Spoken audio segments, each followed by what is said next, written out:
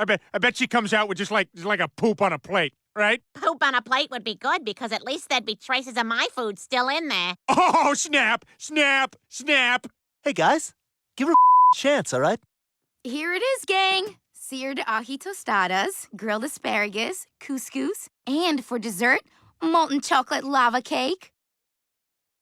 Hey, what's up guys? Welcome back to Binging with Babish, where this week we're taking a look at Meg's Dinner from Family Guy. Right off the bat, we're getting into a little bit of fusion, some seared ahi tuna tostadas. So I got a nice slab of very high quality ahi tuna here that I'm going to coat in black and white sesame seeds. Then we're headed over to the stovetop where we've got a couple tablespoons of neutral oil heated to smoking in a carbon steel skillet. Plop down the tuna, let it sit for no longer than 2 minutes on one side before flipping and searing on the other side. We just want a heavy sear on the outside and some nice rare tuna in the middle. Plop it on a rack, set in a rimmed baking sheet, and this guy's headed into the fridge until we're ready to use it. Next up, we're going to prepare the molten ganache core of our molten lava cake. I got 4 ounces of dark chocolate here that I'm going to chop very finely to ensure that it is melted by some hot cream. 4 ounces of heavy cream brought to a bare simmer. Pour it on in there, plop a plate on top, and let it sit for 15 minutes until the chocolate is completely melted. Stir it into a tizzy by virtue of your tiny whisk until it's smooth and homogeneous. Now I want this to be the same shape as my cake, only smaller, so I've got a little springform pan here that I'm going to pour it into before letting it chill out in the freezer for at least 2 hours, during which time we can make our tostadas. Got a nice stack of corn tortillas here that I'm going to wrap in paper towels and microwave for a few seconds just to warm them up and make them flexible, so that we can use the bottom of a muffin tin to form them into little cups. Now ideally you want 2 matching muffin tins so you can press them between the two, but I can't seem to find any, so I'm just going to use these ring molds. Once set in place, this guy's headed into a 325 Fahrenheit oven for 10-12 minutes. Just enough time to dry the tortillas out and set their shape. We don't want them getting too crispy or brown because next, of course, we are deep frying them. Got about a quart of peanut oil here heated to 325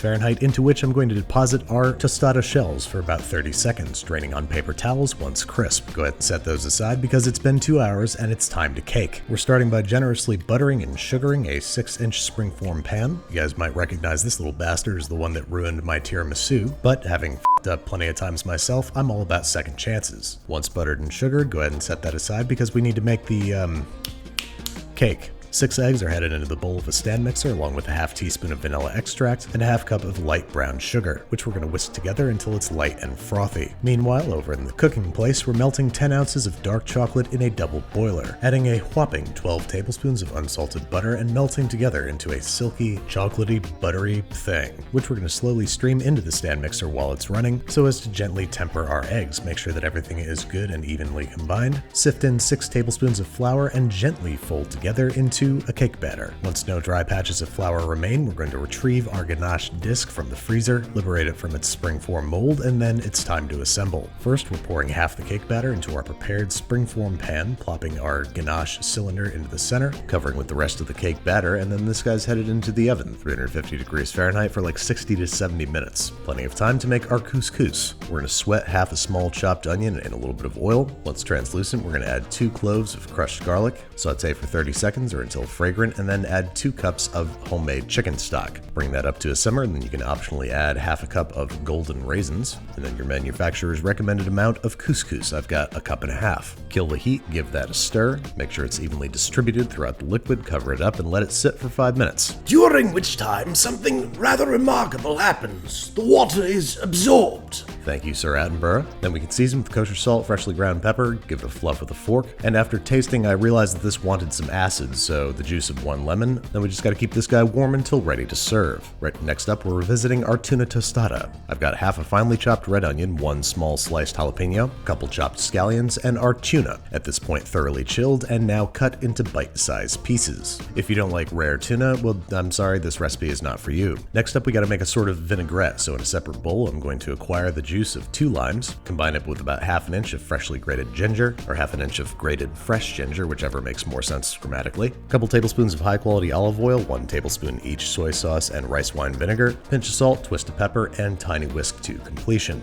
Now, as at this point I decided to add some chopped avocado. This unfortunately smeared all over everything when I tossed it together, so maybe add the avocado last. Next up, we're doing our asparagus, and I'm just going to toss it with a little bit of oil, some salt, pepper, and grill it. I didn't feel like setting up my camera outside, so here's some footage from my mobile telephone. Get that out of the way, and grilled. And all there's left to do is plate up. I'm going to spoon our ahi tuna mixture into our tostada cups, sprinkle some freshly toasted pine nuts over top our couscous, and of course unmold our chocolate lava cake. And there you have it, a rare victory for Meg Griffin in the form of a beautiful, relatively simple and easy to prepare weeknight dinner. But how's it taste? And obviously we just sort of made these recipes up based off how they looked, but here goes. The grilled asparagus tastes like grilled asparagus. The couscous is really nice, garlicky, lemony, nice golden raisins and pine nuts for texture, but the real triumph is the ahi tuna tostadas. Kendall dreamt up this recipe, and it is nothing short of a triumph. This guy ended up in the Clean Plate Club, and not just because it's my actual dinner. All there is left to do now is see if our giant lava cake is molten, and it is. I'm not sure how you go about serving one giant lava cake, so I'm just gonna go ahead and grab myself a spoonful. That is really good. See what happens when you give your daughter a chance instead of just hate on her all the time?